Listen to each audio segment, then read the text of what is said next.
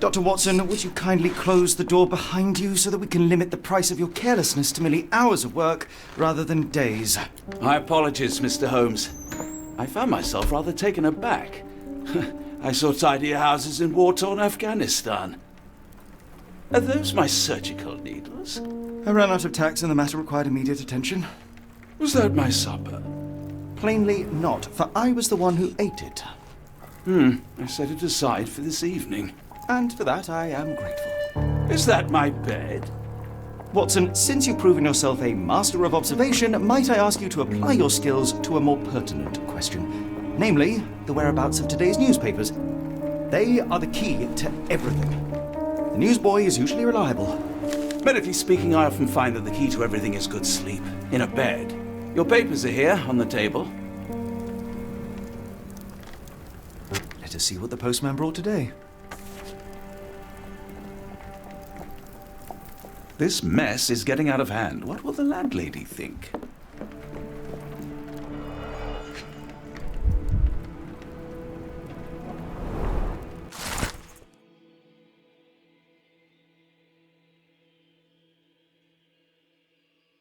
Local gossip, all of it uninteresting.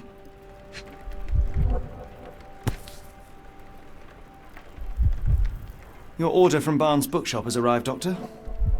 Barnes insists on delivering the books to our door, even though we could easily walk to his shop. That's good service. Another letter from Werner. I never reply, but they keep coming.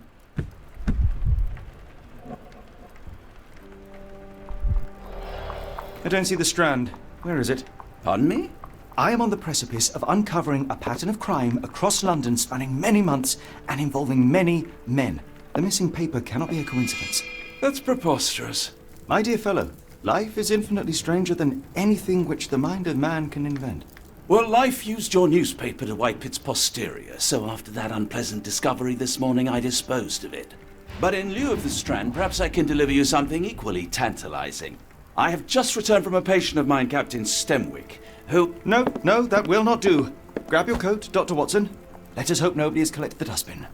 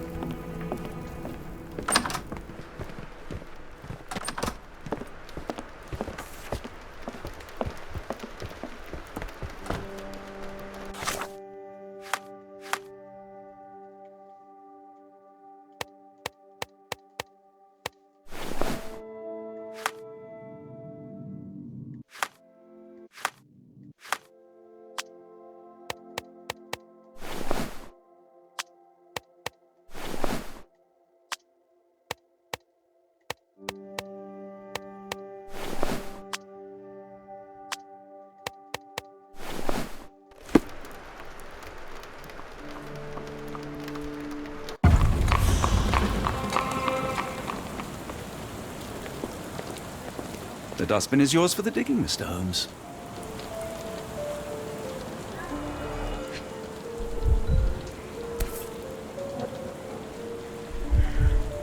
A cactus spine. If it gets in your skin, it's awfully tricky to remove, and when laced with poison, the perfect assassination tool.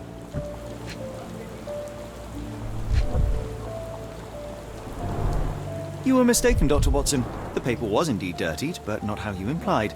It's potting soil. See, Watson? The conspiracy is real. Someone tried to poison me. Poison? You? That's madness.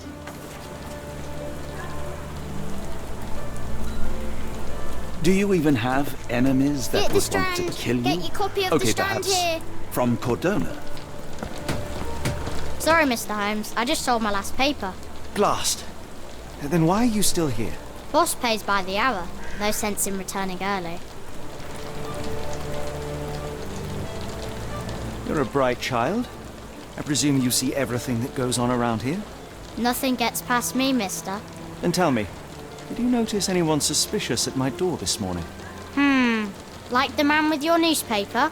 Precisely. What do you know? I know the value of a shilling. Dr. Watson, Cool, now I can take the day off.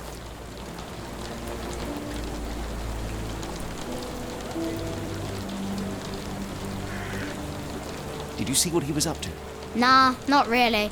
I saw him approaching your house, but I had a customer. Then there's a loud bang. I ducked down. Not because I was scared, because I wasn't. I had to protect the merchandise, and all I could see was him kneeling at your door. Can you describe the man you saw? He was carrying a lot of books. Up to his chin they were. Never heard of a well-read assassin. Looks can deceive. Hence the appeal of disguises. Which way did he go? Not sure. I was distracted by customers. Sorry. All right. You earned your shilling. That'll be all. Thanks, Mr. Holmes. Maybe I could be your eyes and ears, if you have more shillings. Get the Strand! Get your copy of the Strand here!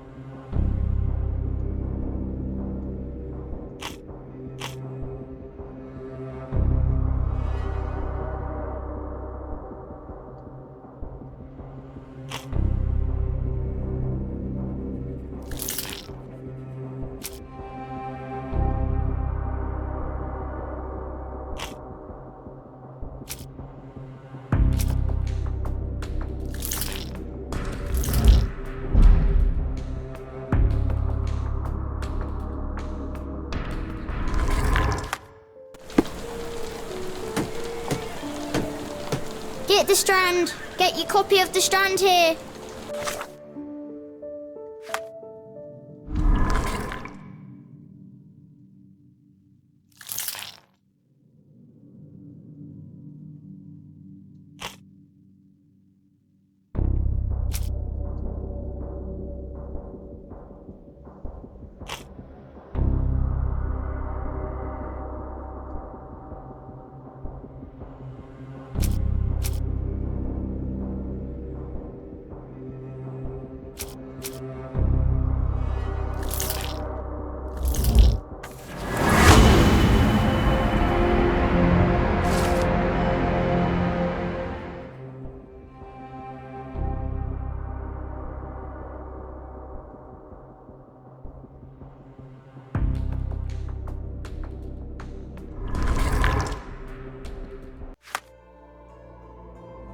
Come now, Mr. Holmes. Murder?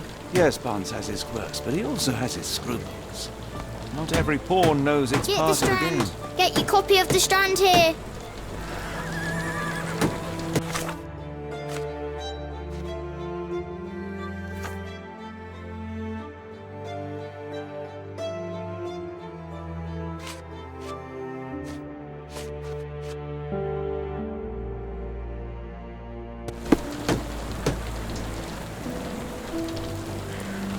Get the Strand! Get your copy of the Strand here!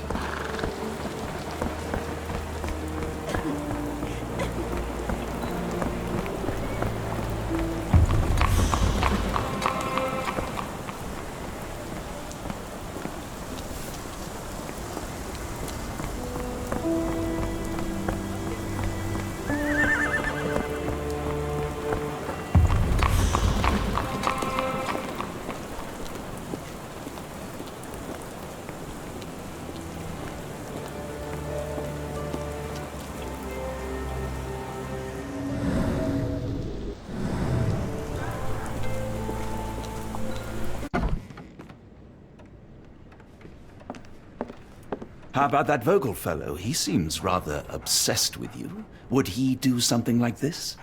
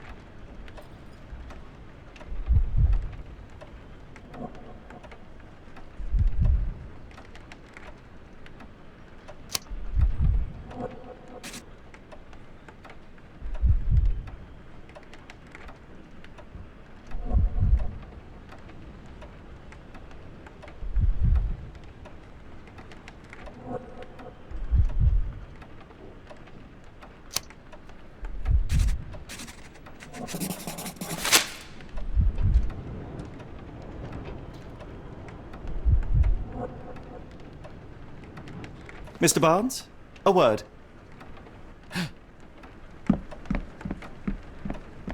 Oh, for goodness sake.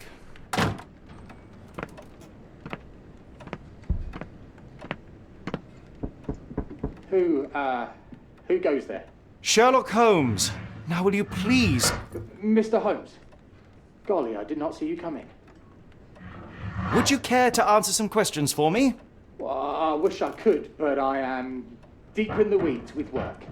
How about we reschedule in a month or two? Come now, Mr. Barnes. It will only take a moment. No, really deep in the weeds with important things. Well, help yourself to any book, just take it and pay later. I trust you, Mr. Holmes. Barnes doesn't seem like himself. Why is he acting this way? You're asking the right questions, Doctor. Let's find a way to coax him out.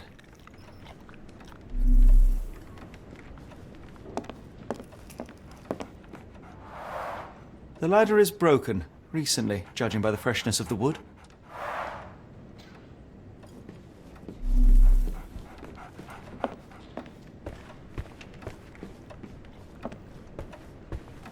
I could hardly imagine anything more macabre.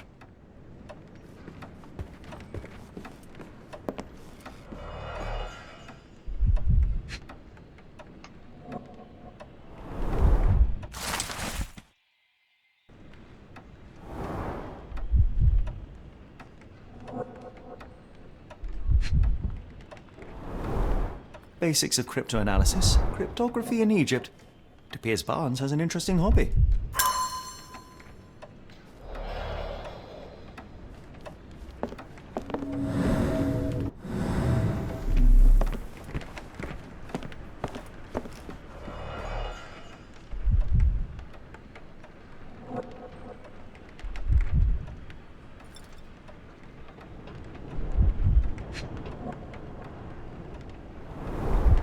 In the language of Mycroft's secret agents, it's a sign. Dried flowers are replaced when the job is done. I wonder who the recipient is.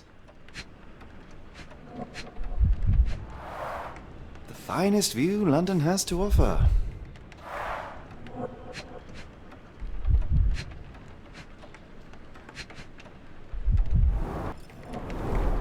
An improvised stand, but it does make the flowers more visible.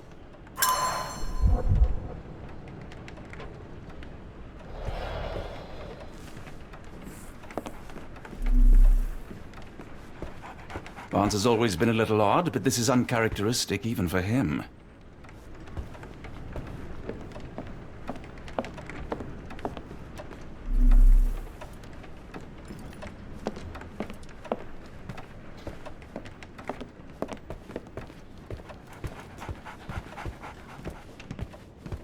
Apologies, but I can't hear you. Please come back later. So, Barnes has a dog now. Who's a good boy?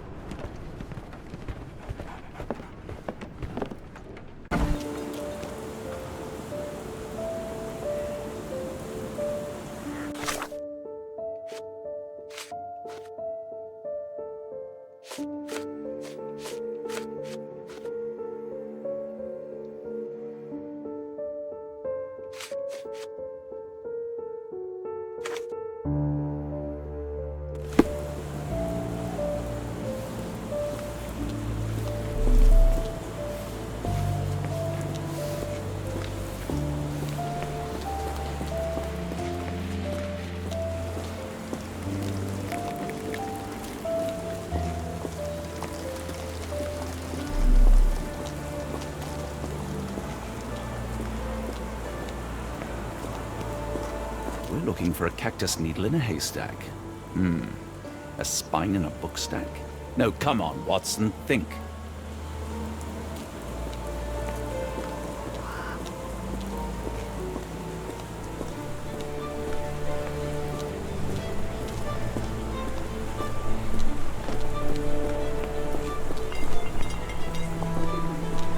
The weather is dreary, isn't it?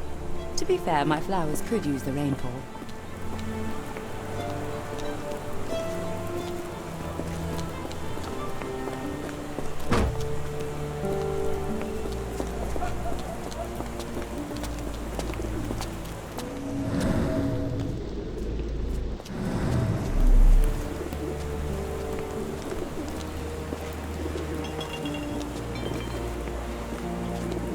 Hello there.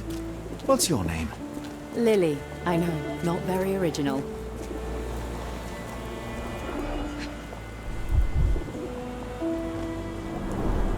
Encouraging people to stop and smell the roses?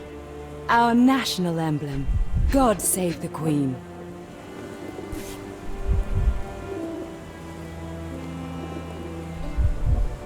The pot is damaged. The blow was severe, but softened by something.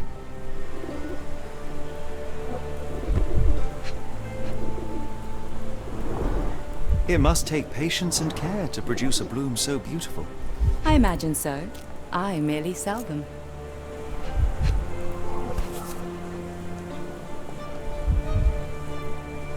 Familiar spine. Is this what I found in my dustbin?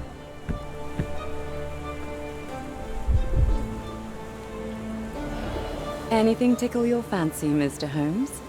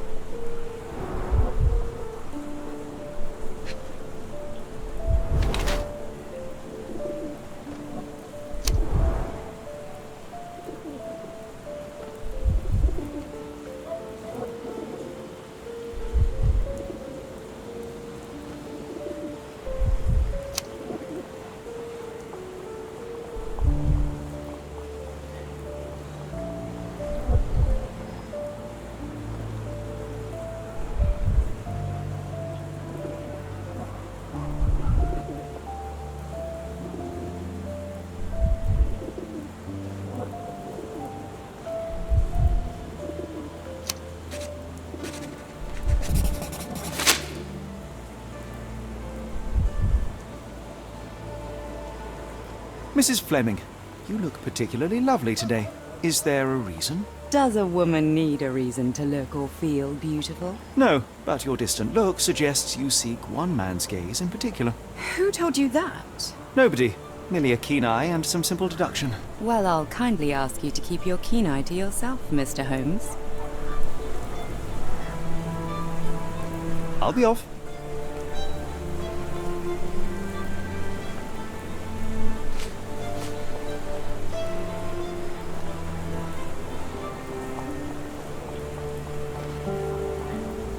One of these things is not like the other.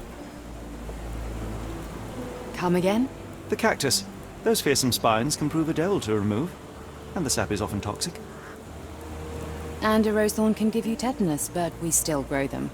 The cactus seems comparatively harmless, though you have me thinking it must be valuable. I was under the impression that you knew its price already. Your guess is as good as mine. The first time I saw this cactus was when I came back from my break.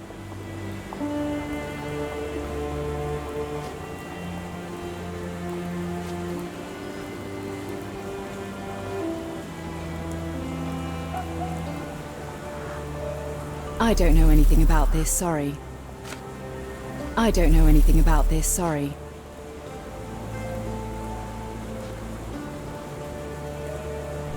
What do you make of the flowers in Barnes' shop window? Well, they could use a bit of water. Do they mean anything to you? Mean anything how? I'm not sure I follow, Mr. Holmes. Why do you think they're there? Are you suggesting the flowers are for me? It seems likely, does it not? Oh, I hope you're right. Are you familiar with Mr. Barnes? Yes. No, not really. Well, in a way. What on earth does that mean? I know who he is, of course, but we haven't shared much more than a look. A look? Yes. Each morning I go for a walk in the park with my dog, and most days I spot Mr. Barnes there with his new puppy. So we see each other, Actually, we once met briefly while our dogs played. He was quiet and seemed unsteady as he approached. But since then, we've never spoken. I often see him staring through the shop window. Sometimes I wonder what he thinks about that would etch such longing onto his face. I should have worn something warmer.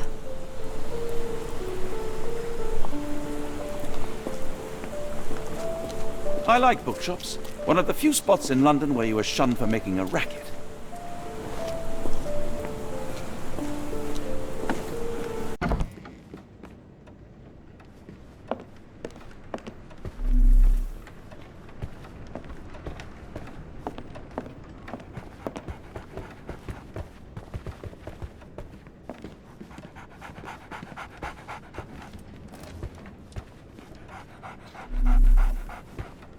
Didn't you once tell me that answers usually lie in plain sight?